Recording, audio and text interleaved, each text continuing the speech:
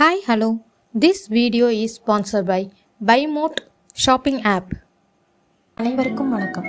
சில பூக்கள் நமது உணர்ச்சிகளையும் மனநிலைகளையும் நேர்மறையாக பாதிக்கக்கூடிய நுட்பமான ஆற்றல் வடிவங்களை கொண்டுள்ளன. 38 வைத்தியங்களில் ஒவ்வொன்றும் பயம், நிச்சயமற்ற தன்மை அல்லது தனிமை போன்ற ஒரு குறிப்பிட்ட உணர்ச்சி நிலைக்கு ஒத்திருக்கிறது.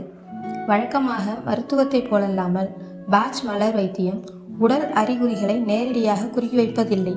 அதற்கு பதிலாக அவை உடல் அல்லது மன துயரத்திற்கு பங்களிக்கும் அடிப்படை உணர்ச்சி ஏற்றத்தாழ்வுகளை நிவர்த்தி செய்கின்றன. இந்த வைத்தியங்கள் நம்மை மெதுவாக உணர்ச்சி சமநிலைக்கு தள்ளி நமக்குள் நல்லிணக்கத்தை மேம்படுத்துவதன் மூலம் செயல்படுகின்றன. பேட்ச் மலர் மருத்துவம் குழந்தைகள், கர்ப்பிணி பெண்கள் மற்றும் முதியவர்கள் உட்பட அனைத்து வயதினருக்கும் பாதுகாப்பானது. அவை இயற்கையானவை மற்றும் மென்மையானவை. எந்த பக்க விளைவுகளையும் அல்லது பிற மருந்துகளுடன் தொடர்புகளையும் ஏற்படுத்தாது.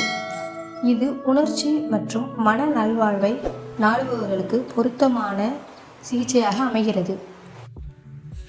பீச் 38 பேட்ச் மலர் மருத்துவத்தில் ஒன்றாகும். இது குறிப்பாக சகிப்புத்தன்மையின் எதிர்மறை உணர்ச்சி நிலையை குறிக்கிறது. பீச் தேவைப்படும் மக்கள் பெரும்பாலும் மற்றவர்களிடம் தீர்ப்பளிக்கும் மற்றும் விமர்சன நடத்தைகளை வெளிப்படுத்துகிறார்கள். அவர்கள் தங்கள் சொந்த கடுமையான எதிர்பார்ப்புகளுடன் ஒத்துப்போகாத மக்களையும் சூழ்நிலைகளையும் ஏற்றுக்கொள்ள போராடுகிறார்கள்.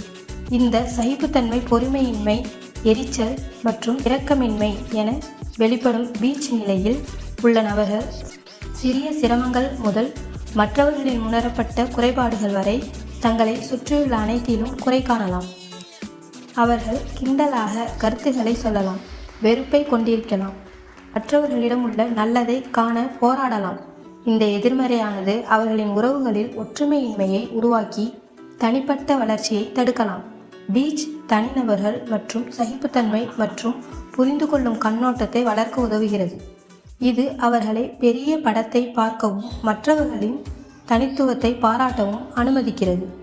இரக்கம் மற்றும் பச்சாதாபத்தை வளர்ப்பதன் மூலம் அவர்கள் தீர்ப்பு மற்றும் விமர்சனத்தின் சுழற்சியிலிருந்து விடுபடலாம்.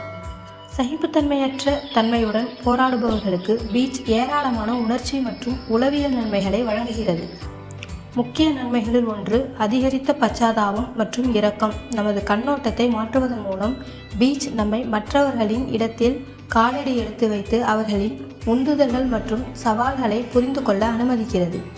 இந்த புதிதாக கண்டறியப்பட்ட பச்சாதாபம் தீர்ப்பை விட்டுவிட்டு சூழ்நிலைகளை அதிக புரிதலுடன் அணுக உதவுகிறது.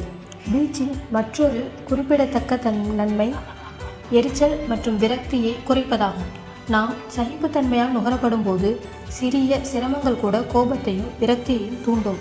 பீச் நமது அமைதியை மீண்டும் பெறவும் சூழ்நிலைகளுக்கு அமைதியுடனும் பொறுமையுடனும் பதிலளிக்கவும் உதவுகிறது.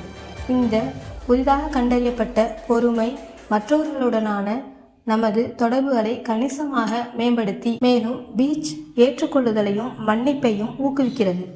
இது மக்களை அவர்கள் குறைபாடுகள் மற்றும் அனைத்தையும் ஏற்றுக்கொள்ள அனுமதிக்கிறது. நமது சொந்த குறைபாடுகளை மன்னிக்கவும் சுய அன்பை தழுவவும் உதவுகிறது.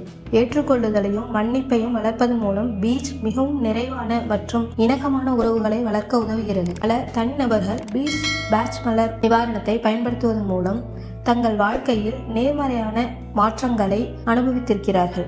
உதாரணமாக, சாரா என்ற இளம் தொழில்முறை நிபுணர் கடுமையான வேலை தொடர்பான மன அழுத்தத்துடன் போராடினார். அவர் தனது சக ஊழியர்களை மிகவும் விமர்சித்தார், பெரும்பாலும் கிண்டலாக கருத்துக்களை தெரிவித்தார் மற்றும் அவர்களின் வேலையில் தவறுகளை கண்டார். இந்த நடத்தை ஒரு பதட்டமான மற்றும் விரும்பத்தகாத பணிச்சூழலை உருவாக்கியது. அவளை தனது குழுவிலிருந்து தனிமைப்படுத்தியது. பீச்சை தனது அன்றாட வழக்கத்தில் இணைத்து கொண்ட பிறகு சாரா தனது பார்வையில் படிப்படியாக மாற்றத்தை கவனித்தார். அவள் தனது விமர்சன எண்ணங்களை பற்றி மேலும் அறிந்தார், தீர்ப்பை விட்டுவிடுவதை எளிதாக கண்டார். அவள் தனது சக ஊழியர்களின் கண்ணோட்டங்களை பார்க்க தொடங்கினார், அவர்களின் பலங்களை பாராட்டினார் மற்றும் விமர்சனத்திற்கு பதிலாக ஆதரவு வழங்கினாள். அவளுடைய அணுகுமுறையில் ஏற்பட்ட இந்த நேர்மறையான மாற்றம் மிகவும் இணக்கமான உற்பத்தி திறன் கொண்ட பணிச்சூழலை ஏற்படுத்தியது. மீண்டும் அடுத்த மலர் பயணத்திற்கு கவனமாக காத்திருங்கள். எனது பதிவு பிடித்திருந்தால் லைக் அண்ட் சப்ஸ்கிரைப் செய்து உங்கள் குழுவில் என்னை இணைத்துக் கொள்ளுங்கள். நன்றி, வணக்கம்.